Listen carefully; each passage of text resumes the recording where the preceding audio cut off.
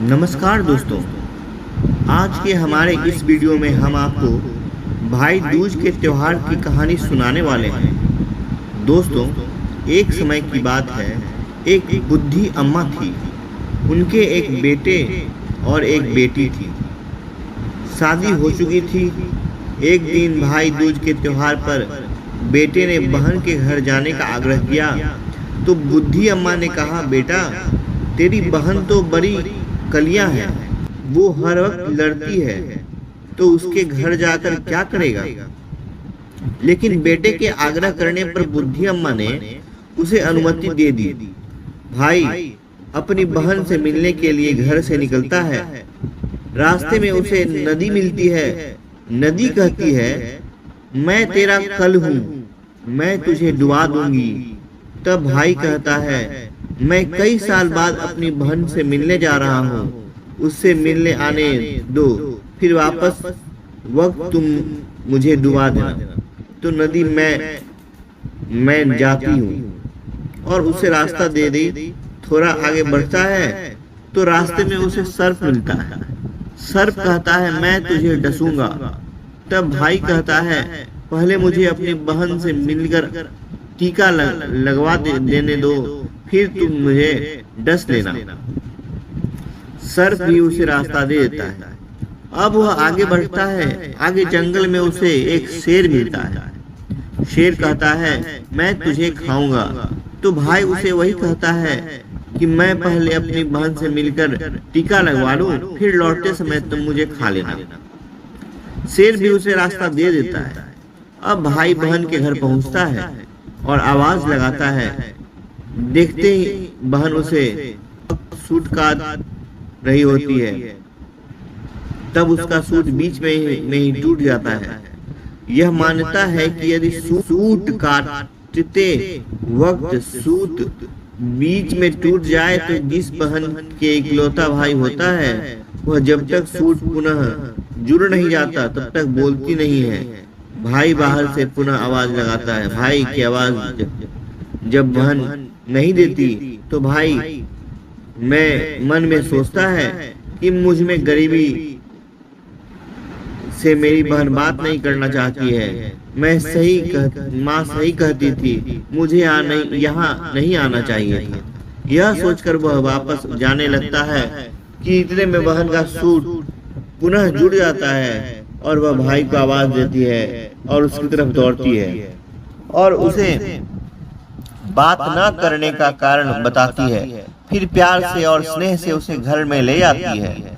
अब वह अपनी सहेली पद उसके घर जाती है और उसे पूछती है कि सहेली कोई जान से प्यारा मेहमान आए तो क्या करना चाहिए। पड़ोसन मजाक में कहा देती है और तेल से चौका लगाना चाहिए और घी में चावल पकाने चाहिए। भोली बहन पड़ोसन का मजाक समझ नहीं पाती और वैसा ही करती है। अब ना तो चौका सूखता है और नहीं चावल।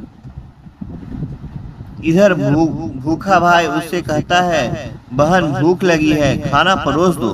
तब बहन बोली, आज भाई ना तो चावल सीज रहे हैं और नहीं चौका सूख रहा है। भाई ने पूछा, तो तूने चौका लगाया है, कैसे तूने चावल चढ़ाई है। बहन बोली, मेरी सहेली पड़ोसन से पूछा था, उसने कहा जान से प्यारा मेहमान आए तो तेल का चौका लगाना चाहिए और घी में चावल आने चाहिए। भाई बोला, अरे मेरी भोली बहन, कभी तेल का चौका सूखता है और कभी घी में चावल पके हैं। तूने पानी का चौका लगा दिया और पानी में ही चावल चढ़ा। फिर वह ऐसा करती है, जब चौका सूखता है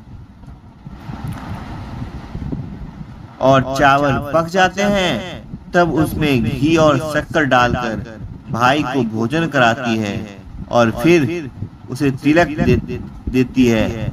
कई दिन बीत जाते हैं। एक दिन भाई बोला, बहन अब मैं अपने घर वापस जाना चाहता हूँ।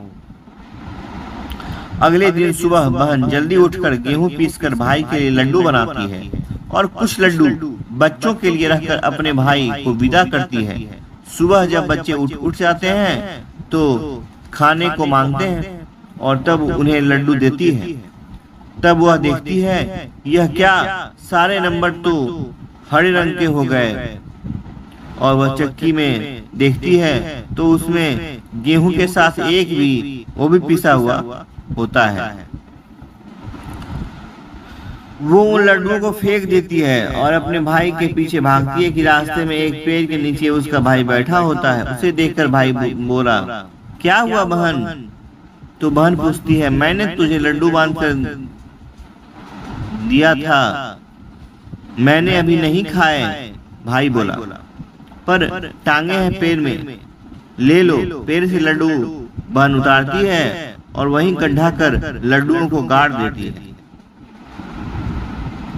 फिर अपने भाई को सारी बात बताती है। भाई बोला, बहन तूने एक बार तो मुझे मौत से बचा लिया, लेकिन मैं पीछे क्यों को सही देकर आया हूँ। और बहन को सारी बात बताता है। वह दोनों वहाँ बैठे बात कर रहे होते हैं कि बहन भाई से पानी मांगती है।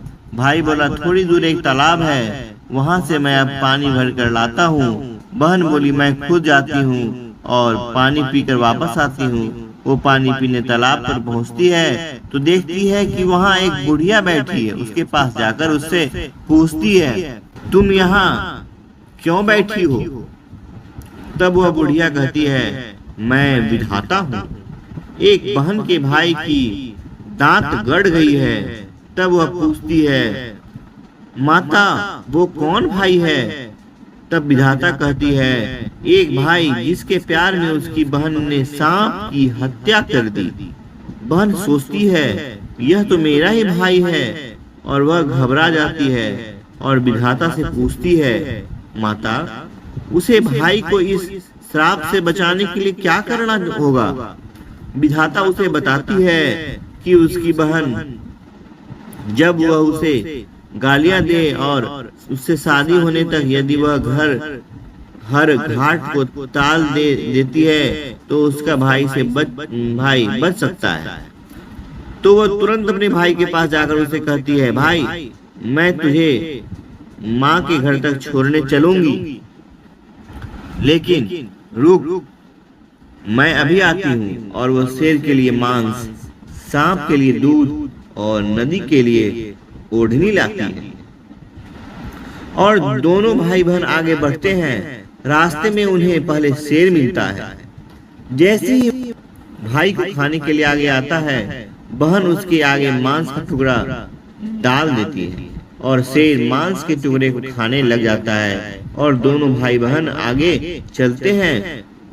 आगे उन्हें एक साथ मिलता है। जैसे ही सांप उसे डसने के लिए आगे आता है, बहन दूध का प्याला रख देती है। सांप दूध पीने लगता है और वह दोनों आगे चलते हैं। रास्ते में उन्हें एक नदी मिलती है जो भाई को डुबोने के लिए तैयार होती है, पर बहन नदी को ओढ़नी ओढ़ा देती है और खुश होकर नदी रास्ता दे देती है।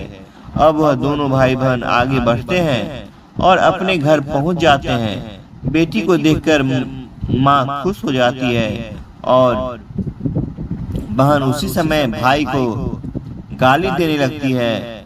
तब माँ बेटी से कहती है, इस कैया बहन को क्यों ले आया है भाई? तब भाई बोलता है, माँ बहन तो बहुत अच्छी थी, पता नहीं घर आते ही इसे क्या हो गया। थोड़े दिनों में भाई का रिश्ता आता है। तब सब कहते हैं, बहन तो पागल है पर भाग्यवान है। पर जब ससुराल वाले सगाई की मिठाई लेते हैं तो बहन कहती है, इसकी मिठाई क्यों बांटते हो, पहले मेरी बांटो। कई बड़े बुजुर्ग बोले, इसे भी भाई के साथ बिठा दो। सगाई शुरू होती है, वहाँ आग लग जाती है। तो बहन को तो पता ही था कि उसके भाई की घाट है, उसने तुरंत ही वह आग बुझा देती है। अब कुछ दिन बाद शादी के कार्यक्रम शुरू होते हैं, परंतु बहन इस समय भाई के साथ रहती थी। जब भाई की निकासी होने लगी तब बहन बोली, अरे इसकी निकासी क्या करते हो, पहले मेरी निकासी करो और इसे पीछे के दरवाजे से लेकर आओ। बहन के इतना कहते ही आगे का दरवाजा टूटकर गिर जाता है। सब कहते हैं भले ही बहन कन्या है पर बार बार भाई की जान बचा रही है। जब भाई फेरों में बैठता है तो फिर बहन कहती है इसकी जगह पैरों में बैठूंगी। शादी के बाद जब दूल्हा दुल्हन की रात जगती है तो बहन कहती है इसकी नहीं, पहले मेरी रात जगाओ। कई लोग बोले बीच में पर्दा लगाकर भी इसे साथ में सुला दो। जब भाई भाभी सो जाते हैं तब वहां एक सांप आता है।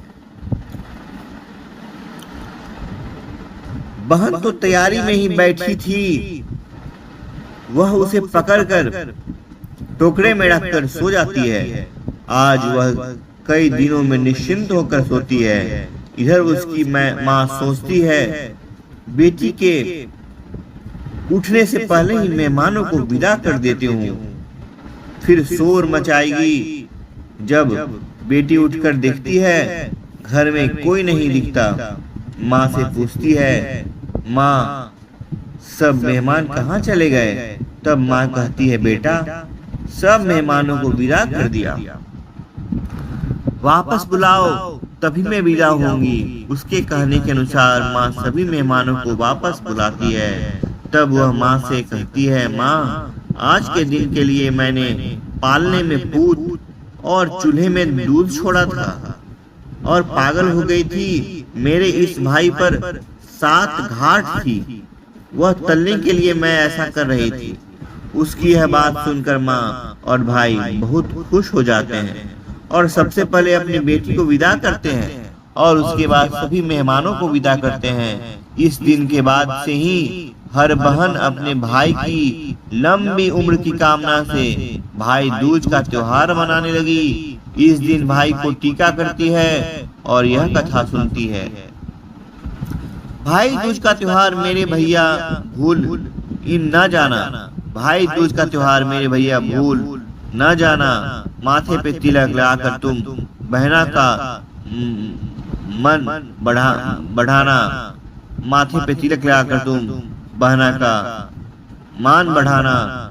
भाई दूज का त्योहार मेरे भैया भूल न जाना, भाई दूज का त्योहार मेरे भैया भूल न जाना। चंदा जैसा मेरा भैया मीठी सी मुस्कान है, चंदा जैसा मेरा भैया मीठी सी मुस्कान है। तुझसे ही मेरे भैया मेरी पहचान है। अपनी बहना की आंखों में आंसू तक लाना नहीं, अपनी बहना की आंखों में आंसू तमन्ना लाना नहीं। भाई दूज का त्योहार मेरे भैया भूल न जाना, भाई दूज का त्योहार मेरे भैया भूल न जाना। भैया तोड़ना कभी ना तुम इस बंधन, कितना प्यारा भैया तोड़ना कभी ना तुम ये बंधन, कितना प्यारा। भाई दूज का त्योहार मेरे भैया भूल न जाना, भाई दूज का त्योहार मेरे भैया भूल न जाना। माथे पे तिलक लगाकर तुम बहना का मान बढ़ाना, माथे पे तिलक लगाकर तुम बहना का मान बढ़ाना। भाई दूज का त्योहार मेरे भैया भूल न जाना, भाई दूज का त्योहार मेरे भैया भूल न जाना।